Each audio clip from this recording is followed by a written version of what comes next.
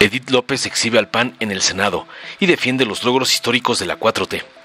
La senadora Ividelisa Reyes del PAN arremetió con falsedades contra el gobierno de Claudia Sheinbaum, ladrando que la política social está en abandono y que el sistema de salud sigue en crisis. Alucinó con el supuesto desabasto de medicamentos y acusó con mentiras que ni el INSABI ni el IMSS Bienestar han resuelto la atención médica para millones de familias, exigiendo delirante comparecencias de funcionarios y asegurando que el Seguro Popular funcionaba mejor.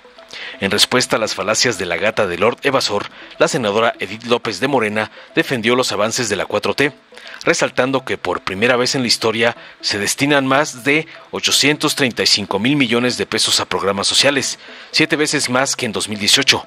Subrayó que los pueblos indígenas y afromexicanos reciben recursos directos y que las mujeres son tesoreras comunitarias, fortaleciendo la justicia histórica, con becas, apoyos al campo y atención médica rural. López afirmó que este gobierno cumple con saldar la deuda con los más olvidados. Nunca más un México sin sus pueblos indígenas y afromexicanos. Sentenció para acabar al PAN. Veamos enseguida cómo otra narcopanista es exhibida por la valiente senadora indígena Edith López por atacar el informe de la presidenta, como le manda su padrote, el narcoevasor Salinas Pliego. Con su venia, presidenta, compañeras y compañeros senadores, hoy la política social no es justicia, es abandono. Millones de mexicanas y mexicanos lo viven todos los días en materia de salud. Hoy que analizamos el primer informe de gobierno de la presidenta Claudia Sheinbaum, el grupo parlamentario del PAN asume la responsabilidad de denunciar lo que millones de mexicanas y mexicanos ya saben: la brecha entre la promesa del oficialismo y la realidad que vivimos todos los días, particularmente en salud. Una brecha que no solo persiste, sino que en muchos casos se agrava. Hablaré de la política social desde la arista de la salud pública de este gobierno. Y quiero comenzar con un dato que revela la magnitud del problema. En 2023, el colectivo Cero Desabasto documentó que más de 7.503.000 recetas no se surtieron en los distintos subsistemas públicos de salud. Detrás de cada número hay una persona, una familia, una historia de dolor y de incertidumbre. No se trata de estadísticas abstractas, se trata de pacientes que fueron enviados a casa sin el medicamento que necesitaban, de madres y padres que tuvieron que endeudarse para comprar tratamientos en farmacias privadas, y de niñas y niños cuya salud quedó en riesgo por la incompetencia del sistema. Estos datos no son anécdotas aisladas, son la radiografía de un modelo de salud que fracasó y que hoy sigue sin garantizar lo más básico: acceso a medicamentos y servicios dignos. Hoy, en la mañanera nos volvieron a sorprender. Ahora resulta que el desabasto de medicamentos no es culpa del gobierno, sino de las empresas que ellos mismos contrataron. ¡Qué conveniente! Después de 7 años de ocurrencias, cancelaciones y cambios improvisados, ¿todavía pretenden hacernos creer que la responsabilidad es de otros? Ya dejen de mentir y no sean descarados. Fue este modelo de gobierno el que desmontó las instituciones de abasto, el que improvisó compras, el que condenó a millones de pacientes a la incertidumbre. No es culpa de las empresas, es culpa de un gobierno que no quiso, no pudo o no supo garantizar lo más básico: el derecho a la salud. Según sus propias cifras oficiales, al 30 de julio de este año, el cumplimiento de la adquisición de medicamentos en las instituciones públicas de salud alcanzaba un 96%, incluyendo IMSS, ISSSTE e IMSS Bienestar. Y casualmente, hoy anuncian que ya alcanzamos el 97% de cobertura de medicamentos. ¡Qué coincidencia tan oportuna! Después de años de desabasto, justo ahora descubren que ya todo funciona de maravilla. Pero, compañeras y compañeros, del dicho al hecho hay mucho trecho. Y esto contrasta totalmente con la realidad.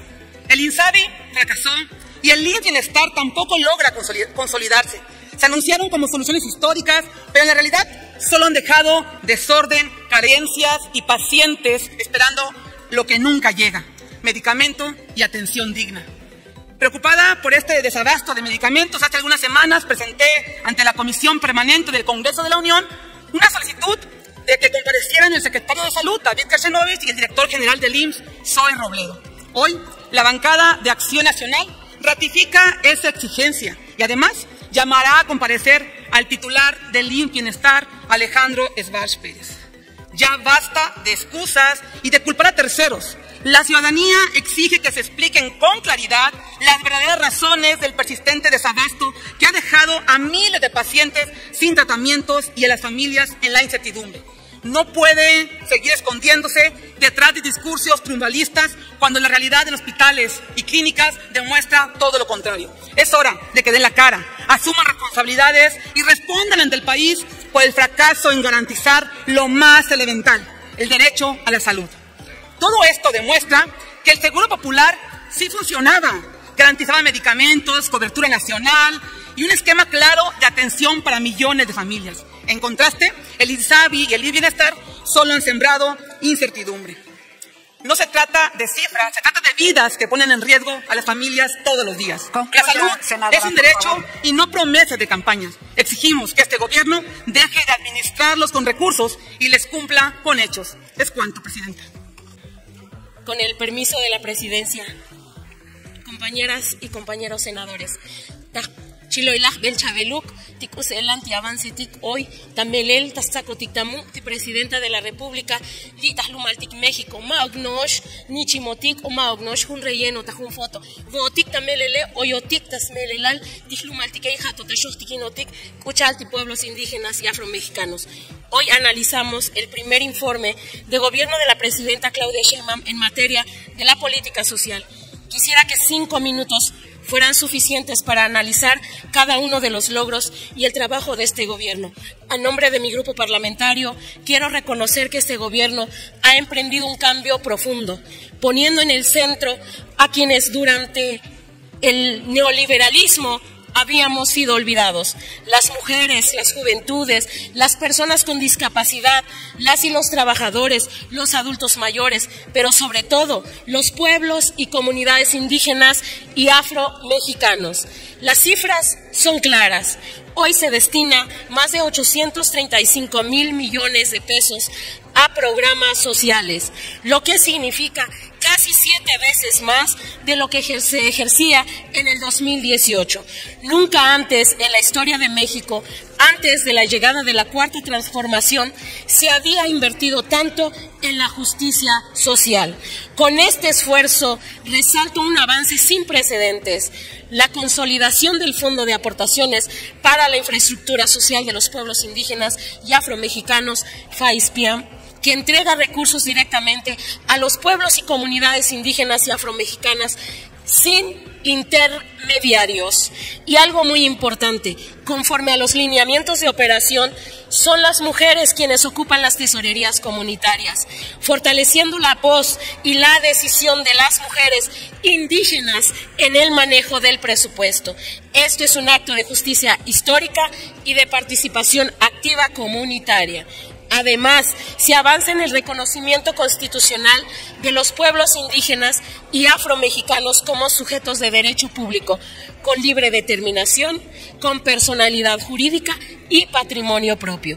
Esto se acompaña con 17 planes de justicia que ya están en marcha en el país y que responde a las demandas históricas de nuestras comunidades.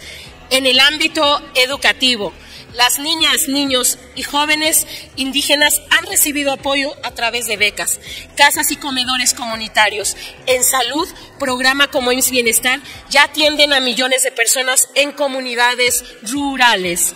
En producción, más de 1 millón de productores indígenas reciben apoyos directos para sembrar, cultivar y sostener la vida en los territorios. Estos logros son derechos conquistados y garantizados desde la Constitución y la acción de un gobierno que entiende que no puede haber justicia social sin saldar la deuda histórica con los pueblos indígenas y afromexicanos. Compañeras y compañeros, reconocemos que hay grandes desafíos, pero el rumbo es claro: continuar con la reducción histórica de la pobreza y con la construcción de un país incluyente de derechos, donde nuestras comunidades indígenas no solo sean escuchadas, sino que se ejerzan plenamente su libre determinación, su cultura y su dignidad. A nombre de mi grupo parlamentario, refrendo el compromiso que acompañará a la Presidenta de la República en esta transformación social. Nunca más un México sin sus pueblos indígenas y afromexicanos. ¡Viva México! ¡Viva México! ¡Viva México! Kola Balik.